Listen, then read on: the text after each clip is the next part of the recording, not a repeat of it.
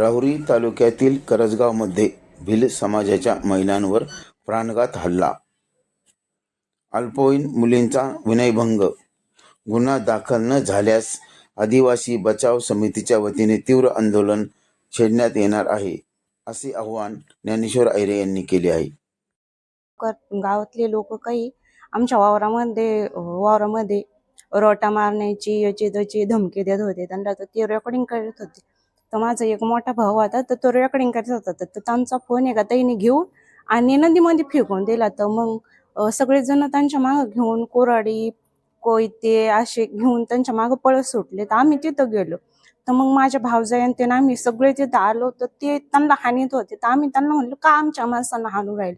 तर त्यांनी बाया सुद्धा बघितल्या नाही. बायांना सुद्धा त्यांनी कुऱ्हाड्यांनी खोऱ्यांनी त्यांनी असे हाणमार केली. तर आम्ही घरी पळलो. घरी आले माझे भाऊ आणि ते सगळे घरी पळाले. तर ते घरामध्ये घुसून त्यांना बाहेर काढून त्यांना हाणीत होते. तर म्हणायचे ह्या आदिवासी लोकांना इथं थांबून नाही द्यायचे, घर पिटून द्या. माझ्या भावांचे डोके फोडले, एका भावाच्या हाताला लागलं, म्हणजे पूर्ण एकदम बेशुद्ध पडूस तोवर ते हानीत होते. माझे एक भाऊजाई आहेत, त्यांना तर फार बेशुद्ध पडतं. जोपर्यंत रक्ताच्या थारोळ्यामध्ये ते माणसं पळत नव्हते तोपर्यंत ते त्यांना सोडित नव्हते. तर यांना सगळ्यांना आम्ही धरायचा प्रयत्न करायचो. ते लहान पोरं सुद्धा बघत नव्हते. लहान पोरांना सुद्धा धरून असे पकडीला फेकून द्यायचे ते बाई.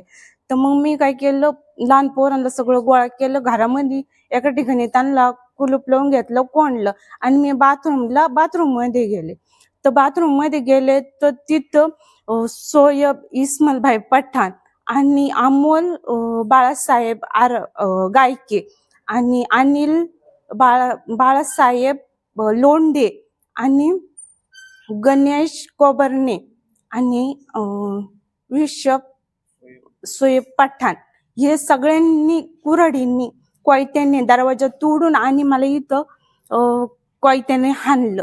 आणि त्यांनी माझे हातपाय धरले. तर घरामध्ये पुरी होत्या, तर त्यांच्या सुद्धा ते दरवाजा फोडायला गेले. मी तिथं दरवाजामध्ये उभं राहिले.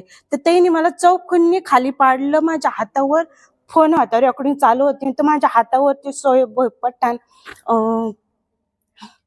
अमोल गायके येईने माझ्या हातातून फोन हिसकून घेतला, माझे हातपाय दाबून धरले आणि मला ते हाणू लागले. जोपर्यंत माझ्या डोक्यातून रक्त वाहिलं, मी बेशुद्ध पडलं, तोपर्यंत ते मला हाणत होते. इथून पुढे मला काहीच माहिती नाही.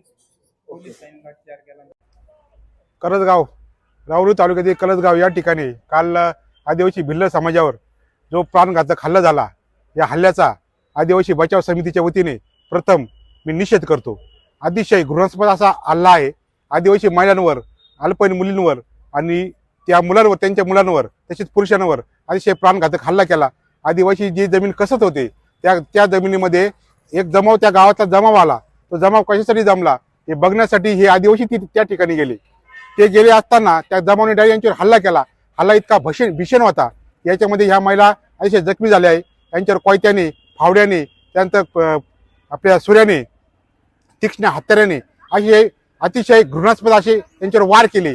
त्यानंतर आज या ठिकाणी आम्ही आदिवासी बचाव समितीच्या वतीने या ग्रामीण रुग्णालयामध्ये त्यांना ॲडमिट केलेलं आहे. पोलीस स्टेशन ज्या टायमाला ते गेले त्या टायमाला त्यांची पोलिसांनी कुठलीही फिर्याद घेतली नाही. पोलिसांनी त्यांना मेमो दिला, तुम्ही याच्या रुग्णालयामध्ये जा, ॲडमिट व्हा, आम्ही तुमची फिर्याद घ्यायला त्या ठिकाणी होतो. पण अद्याप दुसरा दिवस उजाडला आहे, पोलिसांनी अद्याप त्यांची फिर्याद घेतली नाही, कुठले जबाब घेतले नाही. या ठिकाणी आम्ही या ठिकाणी सांगू इच्छितो की 24 तासाच्या आत पोलिसांनी सदर आरोपीविरुद्ध गुन्हा दाखल केला नाही, त्यांना अटक केली नाही, तर आदिवासी बचाव समितीच्या वतीने तीव्र आंदोलन अहिल्यानगर जिल्ह्यामध्ये उभे राहील. याची सर्वस्वी जबाबदारी राहुरी पोलिसांवर राहील. मी ज्ञानेश्वर अहिरे, आदिवासी बचाव समिती संस्थापक सदस्य.